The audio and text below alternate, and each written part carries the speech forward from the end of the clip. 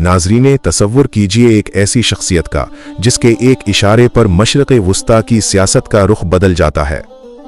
एक ऐसा इंसान जिसे दुनिया रहबरी मुअज़्ज़म कहती है, जिसकी ताकत का सिक्का अमेरिका से लेकर इसराइल तक माना जाता है। लेकिन क्या आप जानते हैं कि इस ताकतवर तरीन इंसान की रगों में किसका खून दौड़ रहा है? क्या आपको मालूम है कि इनका शजरा नसब सीधा कायनात की सबसे अजीम हस्ती हजरत मोहम्मद मुस्तफ़ा सल्लल्लाहु अलैहि वसल्लम से जा मिलता है?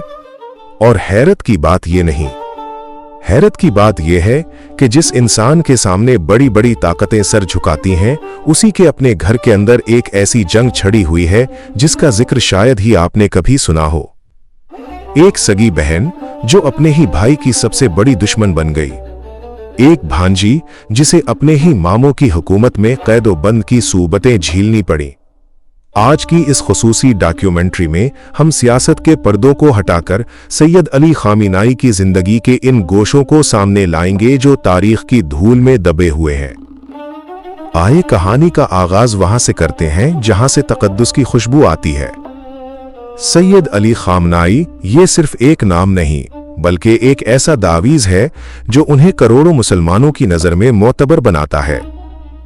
ईरानी सरकारी दस्तावेजात और लबनानी मीडिया के होशरिबा इंकिशाफात के मुताबिक सैयद अली खामनाई का शजरा नसब बराह रास्त नबी करीम सल्लल्लाहु अलैहि वसल्लम की नस्ल से जुड़ा है।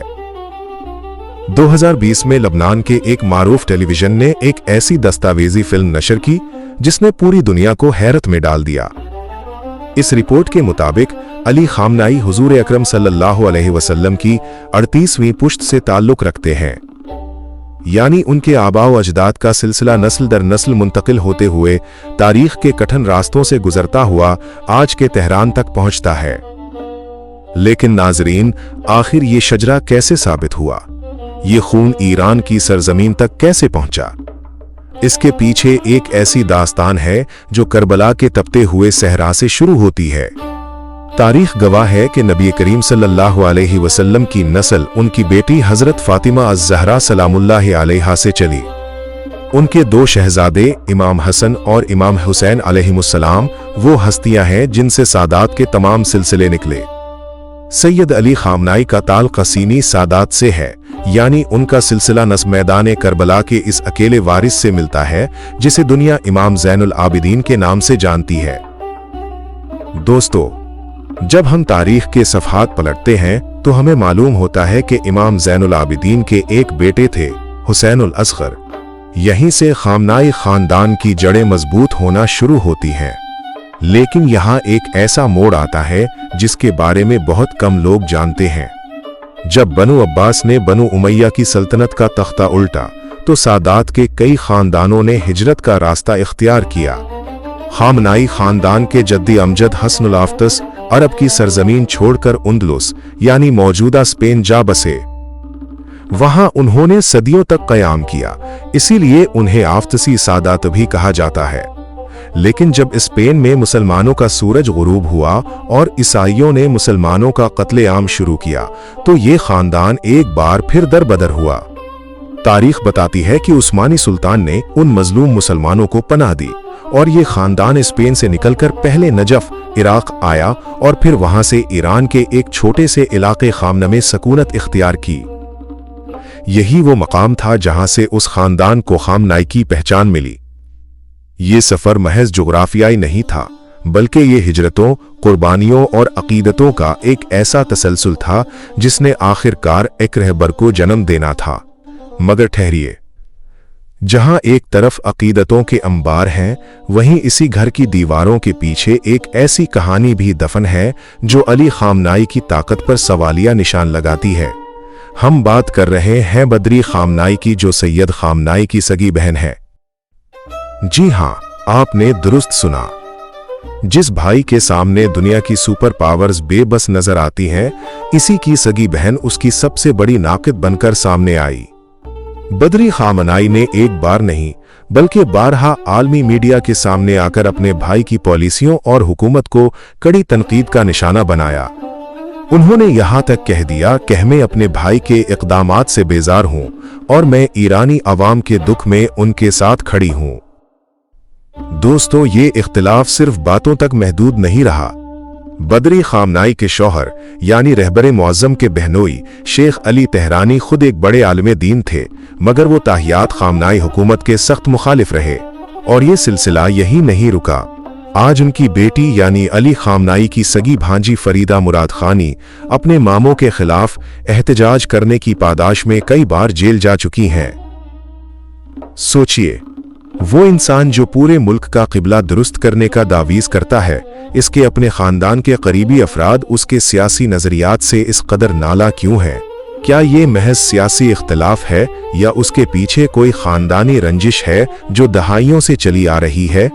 ये वो सवाल है जो ईरान की गलियों में सरगोशियों की सूरत में आज भी गूंजता है। आइए जरा पीछे चलते हैं और देखते हैं कि एक आम से घराने का लड़का ईरान का ताकतवर तरीन इंसान कैसे बना।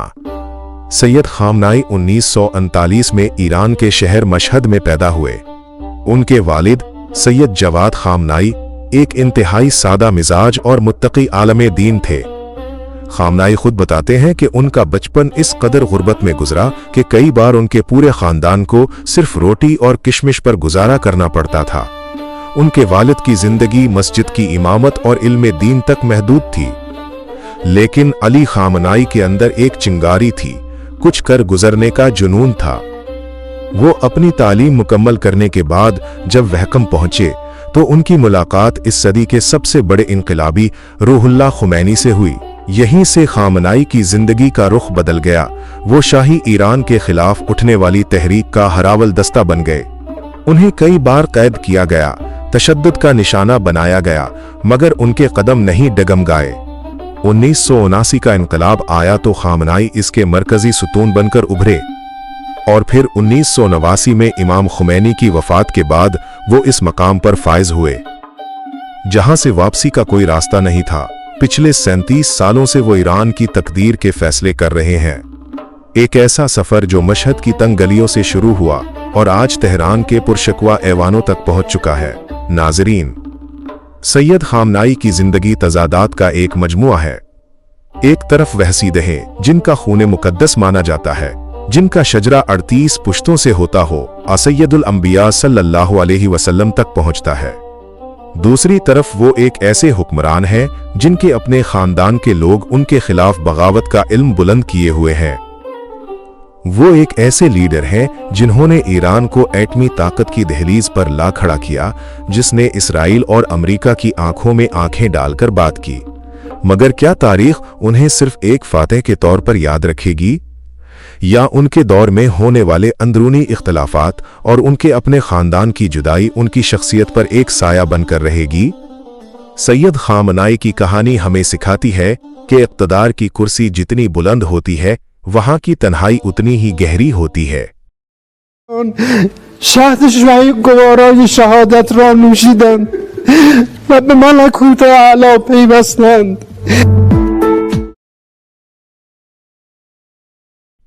नाजरीन, आज जब रहबर मुअज़्ज़म सैयद अली खामनाई इसराइली दहशतगर्दी का शिकार होकर तारीख का हिस्सा बन चुके हैं, उनकी जिंदगी हैरत अंगेज हकायक का एक मुकम्मल बाब बनकर हमारे सामने है। वो एक ऐसे ताकतवर हुक्मरान के तौर पर इस दुनिया से रुखसत हुए जिनके अपने खानदान के करीबी अफराद ने उनकी जिंदगी में ही उनके खिलाफ बगावत का इल्म बुलंद कर रखा था।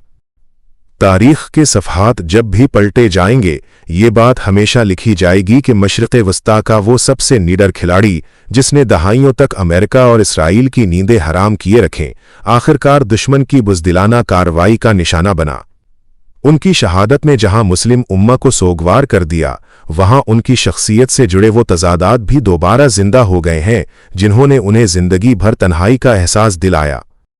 तसव्वुर कीजिए, एक तरफ वो फातेह जो इसराइल की आंखों में आंखें डालकर ललकारता था, और दूसरी तरफ वो मजबूर भाई जिसकी सगी बहन और भांजी उसकी पॉलिसियों की सबसे बड़ी नाक़िद थीं।